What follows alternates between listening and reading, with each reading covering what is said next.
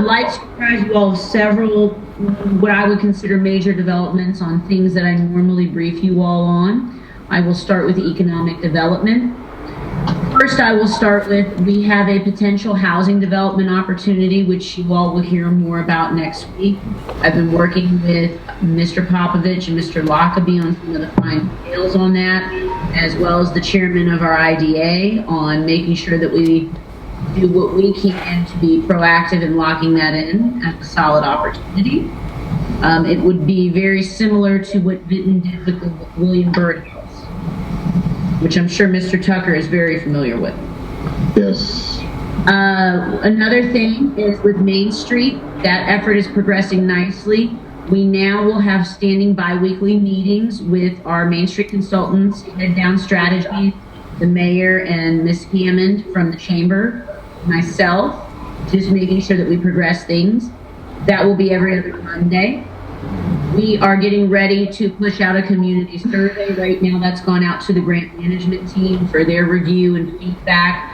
I think one of the biggest things we provided feedback on was just really trying to focus on not every answer being open-ended and making sure that we differentiate that, we really want Olde Town not to just be known as an organization that hosts events, but Olde Town Covington to then become and morph an actual destination.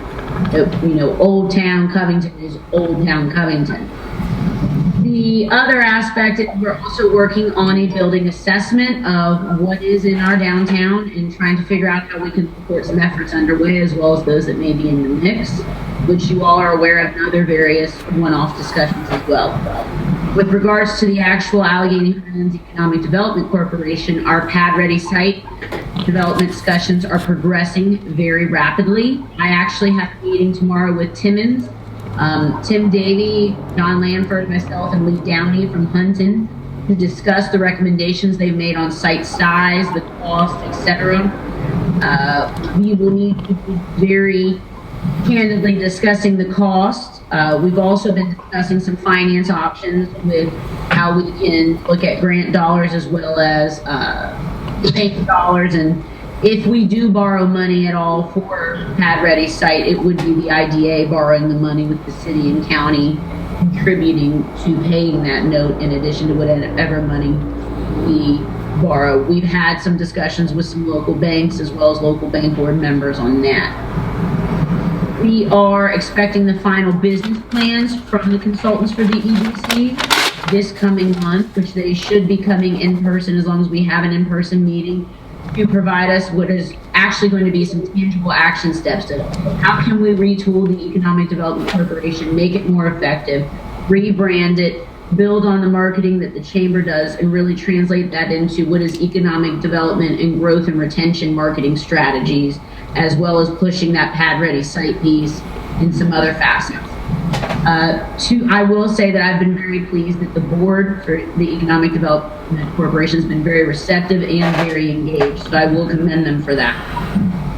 I will also say that we've had quite a flurry of activity with Rayon Bridge and our state of good repair application. Some of you may know that I was scrambling like a mad woman about 2 weeks ago trying to get someone to give me a Hail Mary pass for a lot of last minute information that the state requested for a comprehensive application, which is something we've never really gotten to push, to provide all of this wonderful reporting material on just what is the true status of the bridge, giving visuals, doing the layout of what a replacement versus rehab would look like. And I will commend Timmons Group for the work that they did in less than 4 days. You all got a copy of that report. Happy to make it available publicly, but that was a great report. It really shed a lot of light on it, much infrastructure and pressing in its economic development impacts that it has for us here. Budget efforts are progressing. We actually, as you all may know, we sent out our 10-year CIP request as a nice template for staff, examples on trying to build out what is our true need over the next 10 years, so we can start to give you all as council a very realistic picture as best as we can, knowing that this is our first stab at it here locally. what are our needs right now for what's programmed, what's going to be on the horizon, Yes. and then what do we need to look at including additionally that may be some other priorities that you all may or may not have. But that will be coming up, and that will be part of just an overall budgetary discussion so that we can just start to build what is the perceived true need so we can keep that in the back of our mind. One of the things that we're also starting to look at with that is some basic project management standards and looking at what cost point do we look at repair versus replace?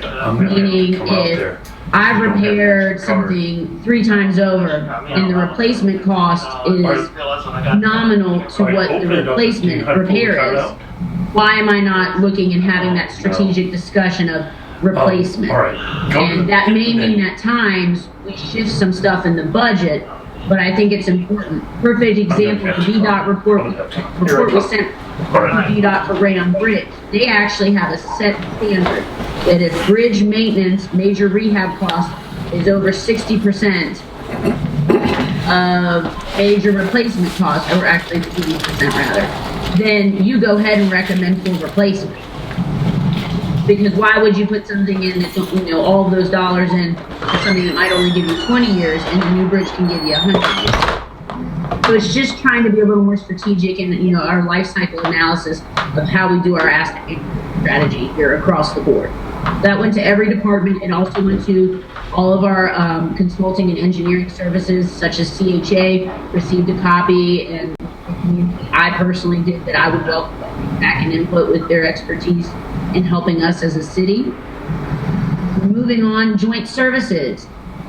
Exciting update. We are moving to have a regional jail discussion on February 22nd.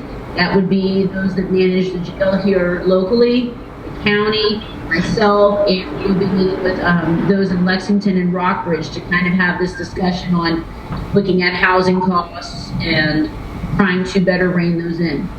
Also, following up on trying to have the solid waste discussion for joint services as far as how do we move forward with our landfill strategy with Bath County and our surrounding localities.